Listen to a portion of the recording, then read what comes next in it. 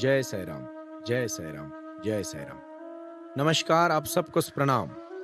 मैं सुनील करपे आज आपके सामने साई वाणी करने जा रहा हूं। साई वाणी क्या है? बाबा के विचार हम सबके विचार है और हम सबको सबका मालिक एक है। यह हमारी जीवन की दिशा है। जीवन बदलने के लिए किन चीजों की जरूरत है? जीवन में महान बनने के लिए क्या करना चाहिए? हमारे जीवन में हमारे क्या प्रश्न है और उसके लिए बाबा हमारे लिए क्या कर सकते हैं? ऐसे बहुत सारे प्रश्नों के ऊपर आज मैं वार्तालाप करने जा रहा हूं। मैं आप सबको शुरू में ही कहना चाहता हूं कि बाबा के जीवन में बहुत सारी कठिनाई आई। बाबा ने अपने जीवन में अपने भक्तों के लिए बहुत कुछ किया। जो पूरी श्रद्धा के साथ बाबा के चरणों में आएगा, यहाँ शिरडी आएगा, उनके जीवन में अपनी सब समस्याएं दूर तो जरूर हो जाएगी, लेकिन उनको एक विश्वास पैदा होगा, विश्वास निर्माण होगा कि वो कुछ लाइफ में जीवन में कुछ कर सकते हैं।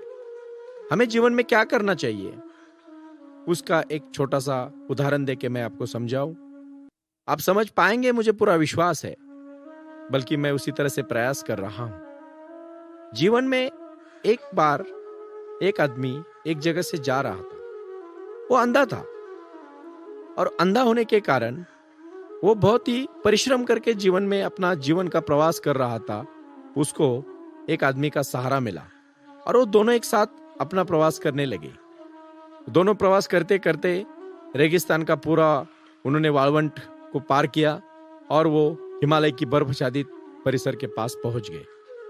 अभी जब रेगिस्तान में थे तो धूप थी, उनके पैर के तलवे गर्म होते थे, उनको बहुत तकलीफ होती थी। रात को कहीं सहारा लेके वो सो जाते थे। लेकिन जब वो हिमालय की पर्वत की रांगों में गए तो वहां तो बर्फ गिरने लगी।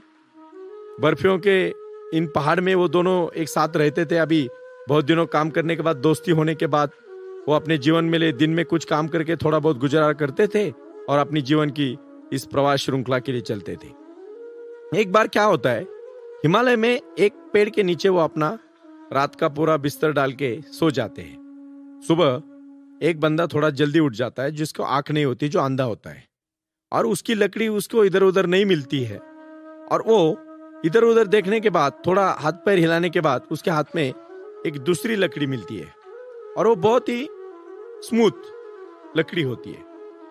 इसी में जिसकी आंख होती है उसकी आंखें खुल जाती है और वो अपने दोस्त को बोलता है, दोस्त, अरे तेरे हाथ में सिकुड़ा हुआ बर्फ के कारण एक सांप है, तुम एक काम करो, वो अपने सांप को दूर फेंक दो। तो अंधा आदमी उसको बोलता है, क्या बोल रहे हो भाई, इतनी अच्छी लकड़ी मुझे भगवान ने दे दी और तू मेरे ऊपर जल रहा है, झूठ बोल रहा है तू। और वो अपने सांप को हाथ में रखते ही वैसे ही चलने को शुरू करता है। थोड़े समय में जैसे जैसे सूरज ऊपर आता है, उनकी किरणों से उसका सिकुड़नापन निकल जाता है और एक्चुअल में वो सांप उस अंधे आदमी को काट लेता है। तब आंख वाला आदमी उसको बोलता है, मैंने आपको कहा था। उसी प्रकार हम हमारे जीवन में ऐसी अंधे की तरह हमारी अवस्था है। हम बुरे विचारों को अपने हाथ में लेके चलते हैं और जब कोई आंख वाला आदमी हमें बताता है कि तुम ये करने के बाद तुम्हारा नुकसान होगा, तो तुम तो सुनते नहीं हो उसका।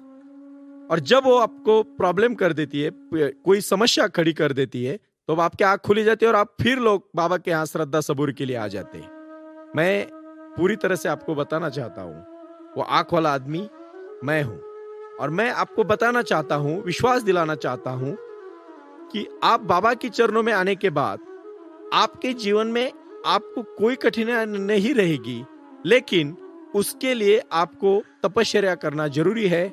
सबका मालिक एक रखो और साई वाणी के इस विचार को हम सब विश्वास के साथ आप सबको कहते हैं कि आप अपनी आंख खुली रख के चलो। आंख खुली रखना मतलब क्या करना, जीवन में बाबा ने क्या शिक्षा दी है और उन शिक्षा को हम किस तरह से अपने जीवन में, अंतरिक्ष में, अपने मन में, अपने विचारों में, अपने परिवार में, अपने बच्चों में, अपने बीवियों में, अपने सब जीवन के पूरे परिवार के कुटुंब में अगर आपको सुख, शांति और समाधान चाहिए तो श्रद्धा और सबूरी रखो। छाता बारिश नहीं रोक सकता, लेकिन बारिश में खड़ा रहने का साहस दे सकता है। उसी प्रकार जीवन में आप अपने कार्य करते रहो। आत्मविश्वास आपको जिता नहीं सकता, लेकिन जीतने का आपको साहस दे सकता है, विश्वास दे सकता है। उसी प्रकार हर बीज पेड़ नहीं बनेगा, लेकिन एक बार अगर वो पेड़ बन गया तो वो जंगल बना सकता है। पृथ्वी में बहुत सारे ऐसे लोग हैं जिन्होंने सब कुछ त्याग के सुख प्राप्त किया है। भोग करने से कुछ नहीं मिलता है, लेकिन त्यागने से जीवन समर्पित हो जाता है। जीवन बाबा के प्रति आकर्षित करो। हर जग में, हर समय में, सुबह हो, शाम हो, रात हो, काम हो, दिन हो, अपने जीवन में हर समय पे बाबा को याद करो। बाबा आपको सही दिशा देंगे, लेकिन उसके लिए कुछ तपस्या करनी जरूरी है, कुछ संकल्प बांधने जरूरी है। देखिए, कुतूहल कुछ भी नहीं चुकाता, इसलिए कुछ भी नहीं पाता। लेकिन अगर आप संकल्प करोगे, जीवन में कुछ संकल्प को बांधोगे, तो आप जीवन में यशस्वी तो हो जाओगी, लेकिन अपने पूरे परिवार को सुख, शांति और समाधान से देखोगे। संकल्प बहुत मायने रखता है। संकल्प नहीं करोगे, कुछ नहीं पाओगे। यदि अगर संकल्प में दृढ़ता है और आपके विचार अगर नेक है, बाबा का आशीर्वाद है, तो इस पृथ्वी जगत पे ऐसी कोई भी चीज नहीं है जिसको आप हासिल नहीं कर सकते।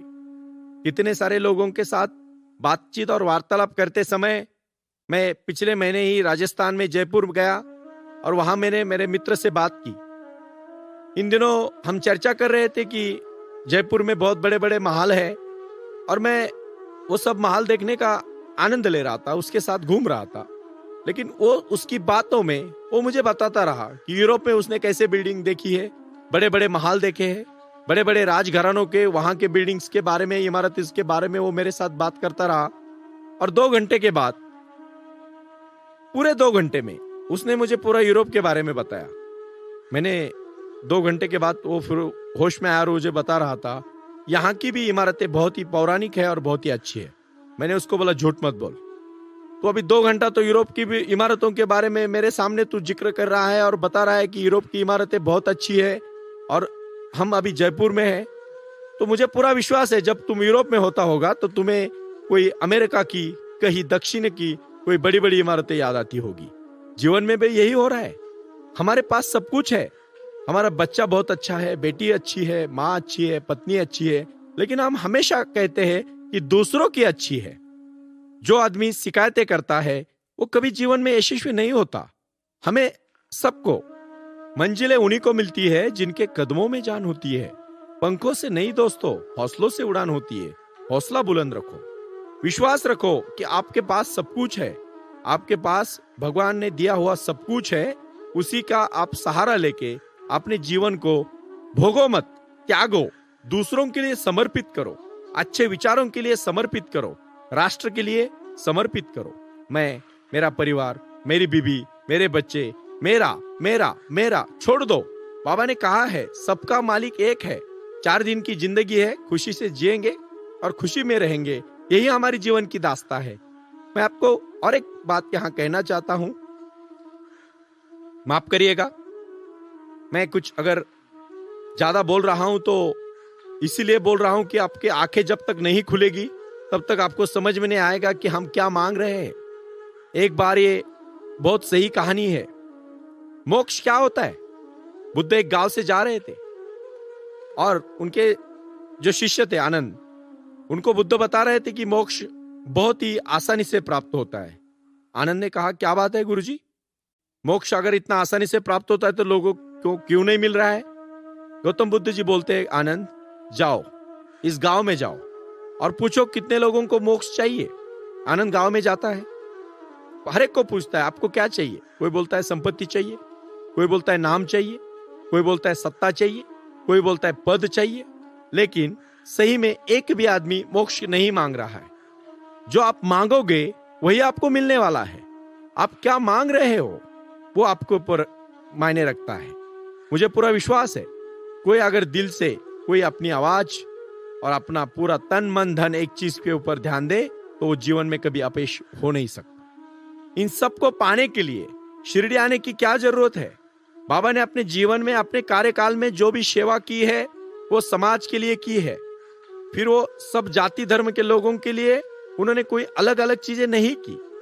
आनंद ने फिर बुद्ध जी से जैसे पूछा कि सही में आप बहुत सही बोल रहे गुरुदेव, क्योंकि यहाँ मोक्ष किसी को पाना ही नहीं है तो मिलेगा कैसे?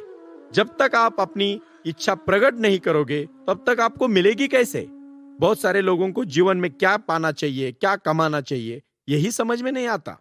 आखिरी समय के बाद हम जब बुढ़ापे में जाते हैं तो सोचते हैं जवानी में नहीं किया। मैं तो जीवन के बारे में मेरा खुद का चिंतन आपके सामने प्रदान करना चाह रहा हूं। क्या है वो?